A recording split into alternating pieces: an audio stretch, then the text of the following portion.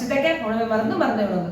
குழந்தை பெற்ற தாய்மார்கள், அதாவது முக்கியமா முதல் ஒரு வாரத்துக்குள்ள தாய்ப்பால் சுரக்கல அப்படிங்கிற கம்ப்ளைண்டோட வந்தாங்கன்னா அது ஒரு பெரிய விஷயமாவே நம்ம எடுத்துக்கூடாது. ஏன்னா குழந்தை பிறந்து ஒரு வாரத்துக்குள்ள தாய்ப்பால் கொடுக்கும் போது அதுக்கு ஒரு சொட்டு 2 சொட்டுமான தாய்ப்பாலே போதுமானது. எவ்ரி ½ அன் ஹவருக்கு ஒரு தடவை அந்த குழந்தை தூங்கினாலும் காலை சுண்டி விட்டுட்டு நமக்கு வந்து தாய்ப்பாலை வந்து நம்ம அருந்த கொடுக்கணும்.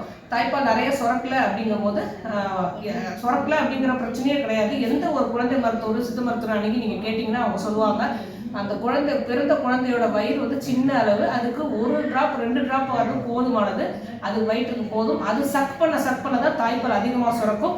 இப்போ 6 மாதத்துக்குள்ள தாய்மார்கள் வந்து 6 மாதம் குழந்தை வைத்த தாய்மார்களுக்கு நிறைய பால் சுரக்கும். ஏன்னா குழந்தைகள் அந்த மாதிரி குழந்தைகள் வந்து நிறைய தாய்ப்பால் குடிக்கும். அதனால பிறந்த குழந்தைகளுக்கு இயற்கையே நமக்கு வந்து அதுக்கு போதுமான அளவு மட்டும்தான் தாய்ப்பால் சுரக்கிற அளவு தான் கடவுள் வச்சிருக்காங்க.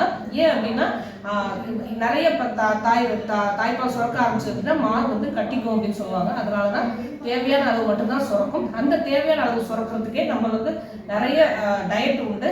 நிறைய பூண்டு சேர்த்துக்கணும். நான்வெஜ் சாப்பிட்றதா இருந்தால் சிறு மீன்கள் இல்லைன்னா பால் சுறா திருக்கை அப்படின்னு தான் சொல்லுவாங்க, அது போட்டு குழம்பு வைத்து கொடுக்கலாம். நிறைய மிளகாய் யூஸ் பண்ணாமல் மிளகு நிறைய யூஸ் பண்ணணும். மிளகு யூஸ் பண்ணி பூண்டு யூஸ் பண்ணி மாங்காய் வற்றல் அப்படிலாம் நிறைய யூஸ் பண்ணி அதனால குழம்பு வைத்து கொடுக்கணும். முற்றிலுமா துவரம் பருப்பும் சேர்த்துக்கவே கூடாது.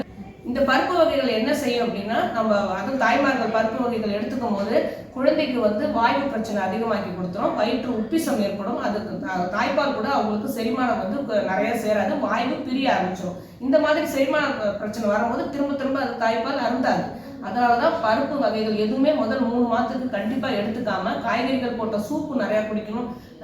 இட்லி எடுத்துக்கிட்டா அப்படின்னாலும் மிளகாக்கு பதிலாக மிளகு பூண்டு போட்ட ஒரு மிளகாய் தூள் செஞ்சு கொடுப்பாங்க. தஞ்சாவூர் சைடெல்லாம் நிறைய தனியா மட்டும் வறுத்துட்டு நிறைய பூண்டு போட்டு வடகம் போட்டு தாளிச்சு அதை வந்து ஒரு மிளகாய் பொடியா இட்லிக்கு சேர்த்து கொடுப்பாங்க. அதனாலதான் ஒவ்வொரு விஷயம், அதாவது கண்டிப்பா இறால் எடுத்துக்கவே கூடாது கடல் வகை மீன்கள்ல. அதே மாதிரி வாய்ப்பு சாமான்கள் வாய்ப்பு பொருட்கள் எடுத்துக்கவே கூடாது. பிஞ்சு முருங்கைக்காய், அவரைக்காய், கத்திரிக்காய், இது 3மே எடுத்து போட்டு தேங்காய் பால் ஊற்றுன ஒரு கிரேவி மாதிரி செஞ்சு சாதத்துக்கு போட்டு சாப்பிடலாம். இந்த மாதிரி சின்ன விஷயங்கள் டயட் எல்லாம் ஃபாலோ பண்ணிட்டு வந்தாலே குழந்தை பெற்ற தாய்மார்களுக்கு போதுமான அளவு, குழந்தைகளுக்கு போதுமான அளவு பால் தானாகவே சுரந்துடும்.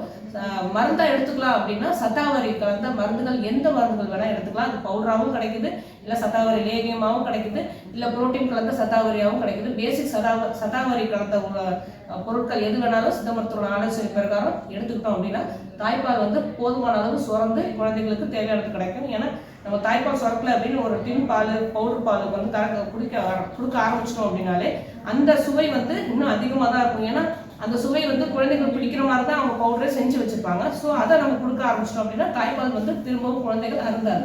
அதனால முதல் 6 மாதம் கட்டாயம் தாய்ப்பால் கொடுத்துட்டே வந்தோம் அப்படின்னா குழந்தைகளுக்கு அவங்க ஆயுட்காலம் முழுவதும் நோய் எதிர்ப்பு சக்தி அவங்க உடம்புல எப்போதும் இருக்கும். ஆரோக்கியமா வாழும். எதை பத்தி பேச நீங்க நினைச்சாலும் சரி தாராளமா கமெண்ட் பண்ணுங்க. உங்களுக்கு எந்த நோயா இருந்தாலும் சித்தாக்கரா எடுக்குங்க.